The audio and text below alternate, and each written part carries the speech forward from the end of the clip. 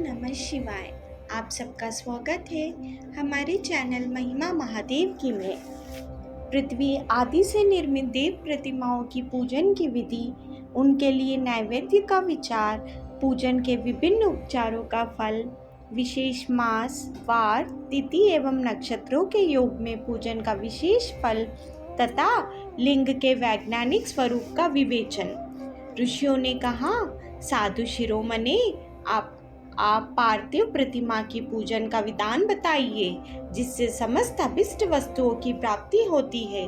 सूत जी बोले, महर्षियों, तुम लोगों ने बहुत उत्तम बात पूछी है। पार्थिव प्रतिमा का पूजन सदा संपूर्ण मनोरथों को देने वाला है तथा दुख का तत्काल निवारण करने वाला है। मैं उसका वर्णन करता हूँ, तुम लोग उसको ध्यान देकर सुनो। पृथ्वी आदि की बनी हुई देव प्रतिमाओं की पूजा इस भूतल पर अभिष्टदायक मानी गई है।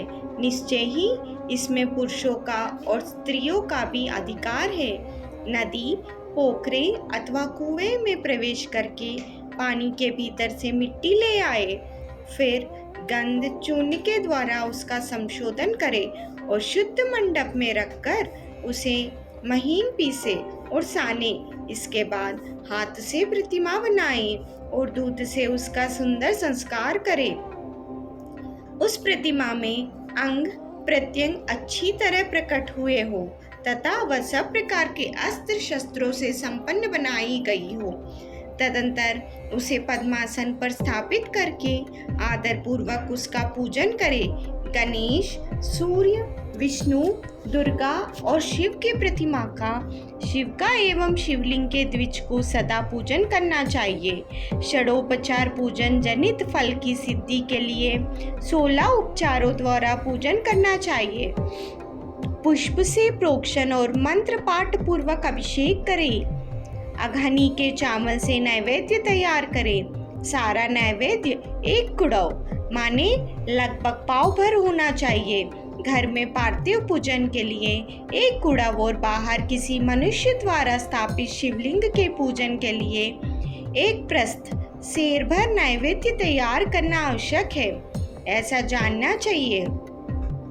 देवताओं द्वारा स्थापित शिवलिंग के लिए 3 सेर नैवेद्य अर्पित करना उचित है और स्वयं प्रकट हुए स्वयंभू लिंग के लिए 5 सेर। ऐसा करने पर पूर्ण फल की प्राप्ति समझनी चाहिए।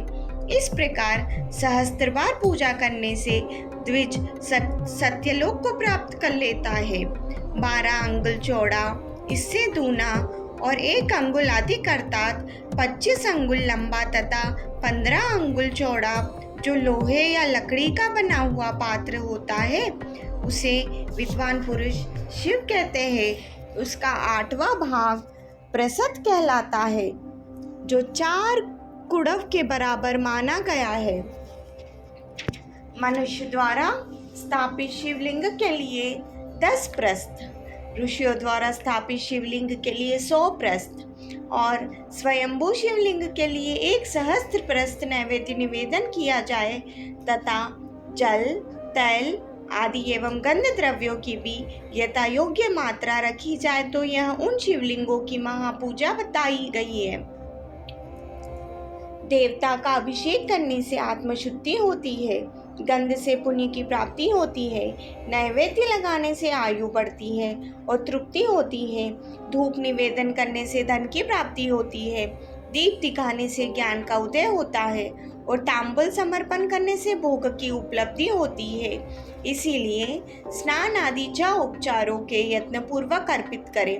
नमस्कार और जप, ये दोनों संपूर्ण अभिष्ट फल को देने वाला है।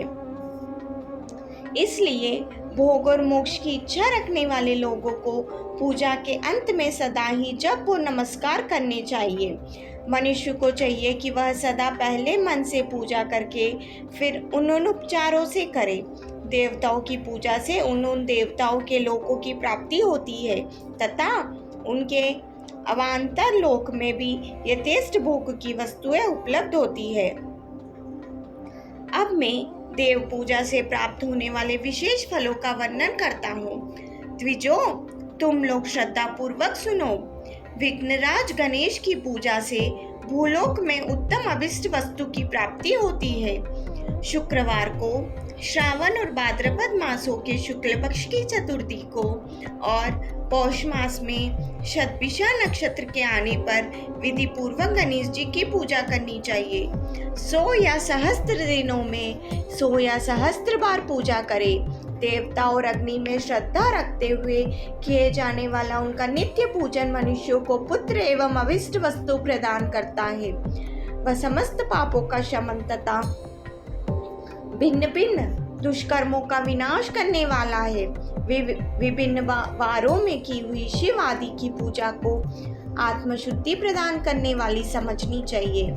वार या दिन, तिथि, नक्षत्र और योगों का आधार है। समस्त कामनाओं को देने वाला है।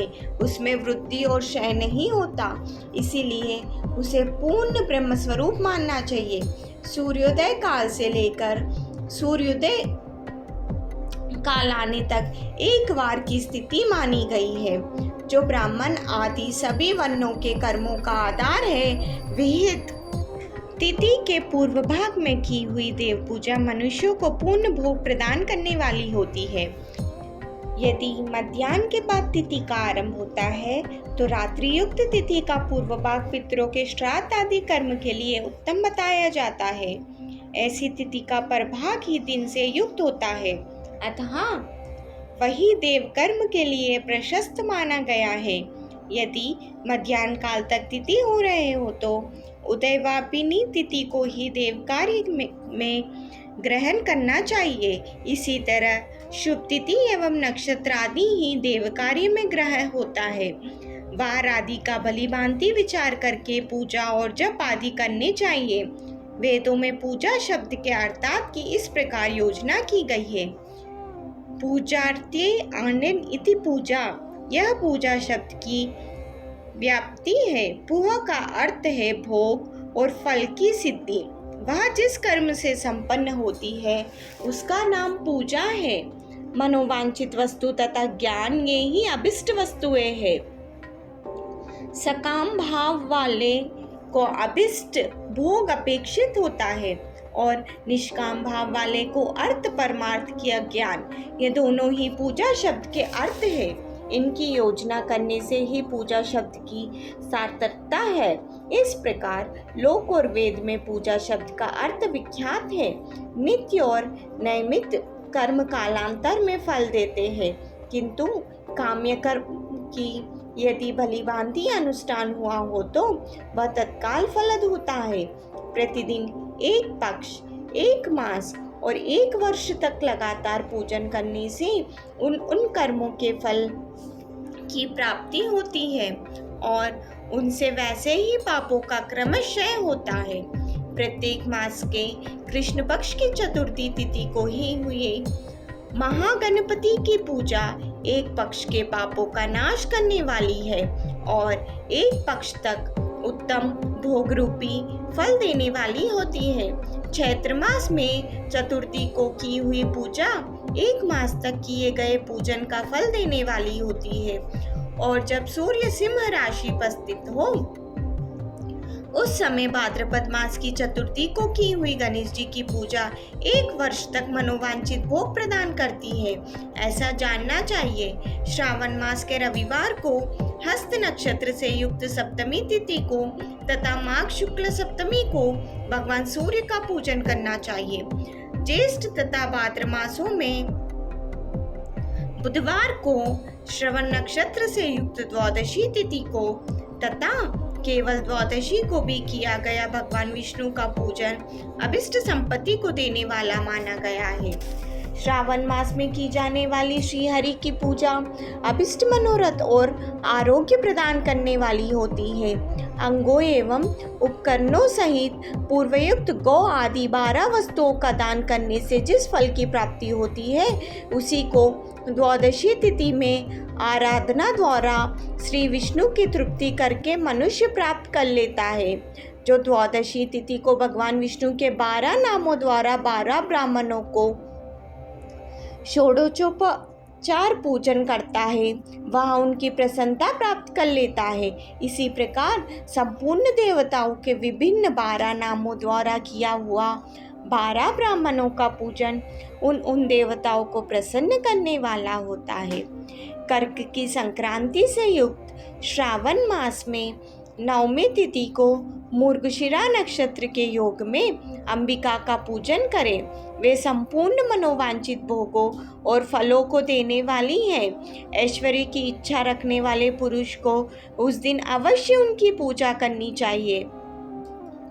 अश्विन मास के शुक्ल पक्ष की नवमी तथा संपूर्ण अभिष्ट फलों को देने वाली है। उसी मास के कृष्ण पक्ष की चतुर्दशी को यदि रविवार पड़ा हो तो उस दिन को महत्व विशेष बढ़ जाता है। उसके साथ ही यदि आद्रा और महाद्रा का योग हो तो युक्त अवसरों पर की हुई शिव पूजा का विशेष महत्व माना गया है। माघ कृष्ण चतुर्दशी को की हुई शिव जी की पूजा संपूर्ण अभिष्ट फलों को देने वाली है। वो मनुष्यों को आयु बढ़ाती है, मृत्यु कष्ट को दूर हटाती है और समस्त सिद्धियों की प्राप्ति कराती है।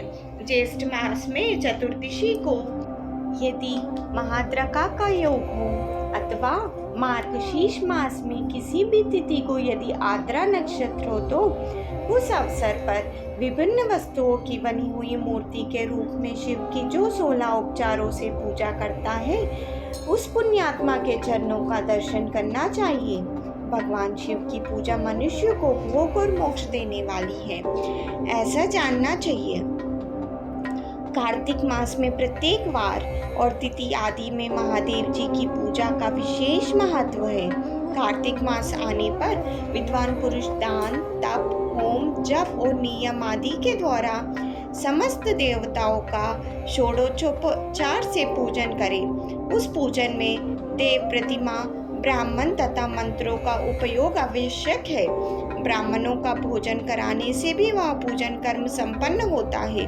पूजक को चाहिए कि वह कामनाओं को त्याग कर पीड़ा रहित हो देवराधना में तत्पर रहे। कार्तिक मास में देवताओं का यजन पूजन समस्त भोगों को देने वाला, व्याधियों को हर लेने वाला तथा भूतों और ग्रहों को विनाश करने वाला है।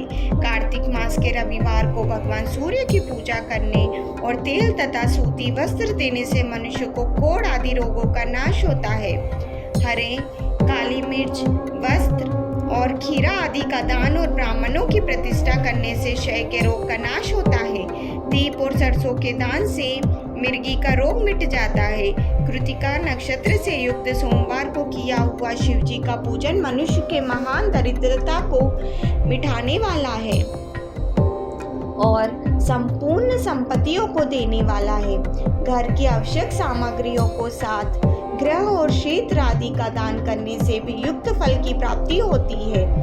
कृतिका युक्त मंगलवारों को श्री स्कंद का पूजन करने से तथा दीपक एवं घंटा आदि का दान देने से मनुष्यों को शीघ्र ही वाक सिद्धि प्राप्त होती है। उनके मुंह से निकली हुई हर एक बात सत्य होती है। कृतिका युक्त बुधवार को किया हुआ श्री कृष्ण का यजन तथा दही भात का दान मनुष्य को उत्तम संतान की प्राप्ति कराने वाला होता है। कृतिका युक्त गुरुवारों को धन से ब्रह्मा जी का पूजन तथा मधु, सोना और घी का दान करने से मनुष्यों को भोग वैभव की वृद्धि होती है। कृतिका युक्त शुक्रवार को गजानन गणेश जी की पूजा करने से तथा गंध पुष्प एवं अन्न का दान देने से मानवों को भोग पदार्थ की वृद्धि होती है। उस दिन सोना, चांदी आदि का दान करने से बांध्या को भी उत्तम पुत्र की प्राप्ति होती है।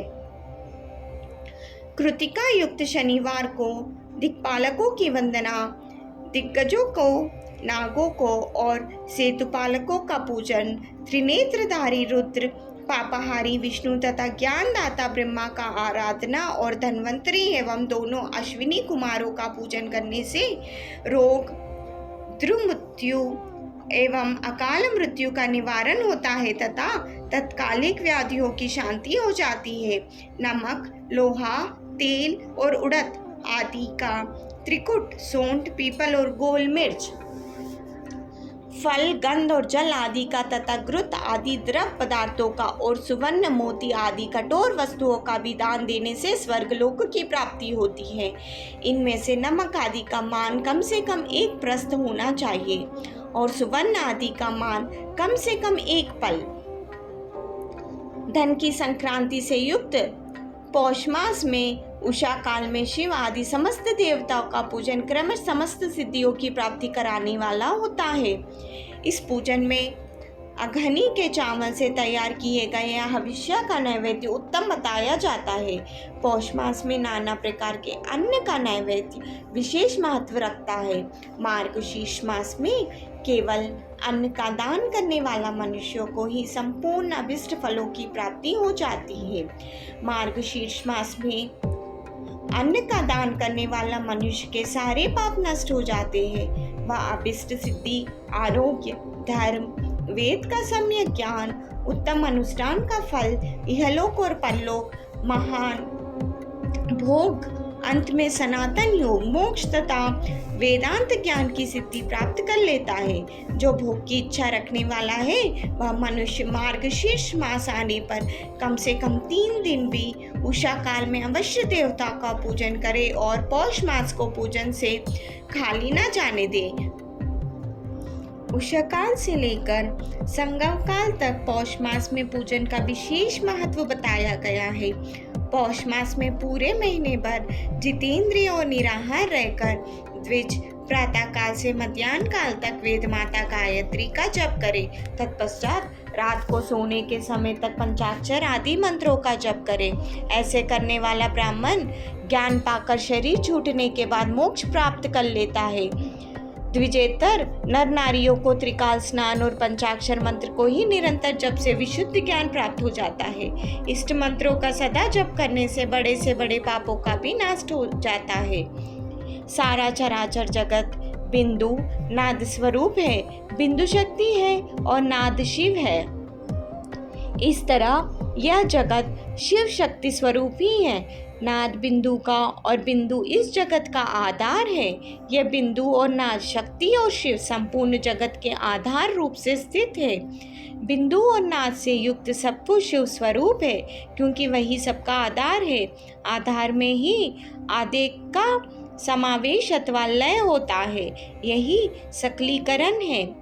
इस सकलीकरण की स्थिति से ही सृष्टि काल में जगत का प्रादुर्भाव होता है, इसमें संशय नहीं है। शिवलिंग बिंदुनाथ स्वरूप है, अतः उस जगत का कारण बताया जाता है।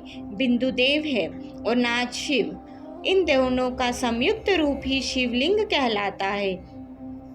अतः जन्म के संकट से छुटकारा पाने के लिए शिवलिंग की पूजा करनी चाहिए। बिंदु रूपा देवी उमा माता है और नाद स्वरूप भगवान शिव पिता। इन माता पिता के पूजित होने से परमानंद की ही प्राप्ति होती है। अतः परमानंद का लाभ लेने के लिए शिवलिंग का विशेष रूप से पूजन करें। देवी उमा जगत की माता है और भगवान शिव जगत के पिता। जो इनकी सेवा करता है उस पुत्र पर इन दोनों माता पिता की कृपा नित्य अधिकाधिक बढ़ती रहती है। वे पूजन पर कृपा करके उसे अपना आंतरिक ऐश्वर्य प्रदान करते हैं। अतः मुनीश्वरों, आंतरिक आनंद की प्राप्ति के लिए शिवलिंग को माता पिता का स्वरूप मानकर उसकी पूजा करनी चाहिए। शिव पुरुष रूप है और शिवा प्रकृति कहलाती है। अव्यक्त आंतरिक अधिष्ठान रूप गर्भ को पुरुष कहते हैं और संयुक्त आंतरिक अधिष्ठान भूत गर्भ को प्राकृति पुरुष आदि गर्भ है। वह प्राकृति रूप गर्भ से युक्त होने के कारण गर्भवान है, क्योंकि वही प्रकृति का जनक है। प्रकृति में जो पुरुष का संयोग होता है यही पुरुष से उसका प्रथम जन्म कहलाता है। अव्यक्त प्रकृति से महत्ववादी का क्रम से जो जगत का व्यक्त होता है यही उस प्रकृति का द्वितीय जन्म कहलाता है। जीव पुरुष से ही बारंबार जन्म और मृत्यु को प्राप्त होता है। माया द्वारा अन्य रूप से प्रकट किया जाना ही उसका जन्म कहलाता है। जीव का शरीर जन्म काल से ही जीर्ण, 6 भाव विकारों से युक्त होने लगता है, इसीलिए उसे जीव संज्ञा दी गई है। जो जन्म लेता है और विविध पाशों द्वारा तनाव बंधन में पड़ता है, उसका नाम जीव है। जन्म और बंधन जीव शब्द का अर्थ ही है। अतः जन्म मृत्यु रूपी बंधन की निवृत्ति के लिए जन्म के अधिष्ठान भूत मातृ पितृ स्वरूप शिवलिंग की पूजा करनी चाहिए। गाय का दूध, गाय का दही और गाय का घी, इन तीनों को पूजन के लिए शहद और शक्कर के साथ पुतक पुतक भी रखे और इन सबको मिलाकर सम्मिलित रूप से पंचामृत भी तैयार कर ले। इनके द्वारा शिवलिंग का अभिषेक एवं स्नान कराए। फिर गाय के दूध और अन्न के मेल से नैवेद्य तैयार करके प्रणव मंत्र का उच्चारण पूर्वक उसे भगवान शिव को अर्पित करें। संपूर्ण प्रणव को ध्वनि लिंग कहते हैं। स्वयंभू लिंग नाद स्वरूप होने के कारण नादलिंग कहा गया है। यंत्र या अर्धा बिंदु स्वरूप होने के कारण बिंदुलिंग के रूप में विख्यात है। उसमें अचल रूप से प्रतिष्ठित जो शिवलिंग है वह मकार स्वरूप है, इसलिए मकारलिंग कहलाता है। सवारी निकालने आदि के लिए जो चिरलिंग होता है वह उकार स्वरूप होने से उकारलिंग कहा गया है, तथा पूजा की दीक्षा देने वाला जो गुरु या आचार्य है उनका विग्रह आकार का प्रतीक होने से अकारलिंग माना गया है। इस प्रकार आकार, उकार, मकार, बिंदु, नाद और ध्वनि के रूप में लिंग की 6 भेद है।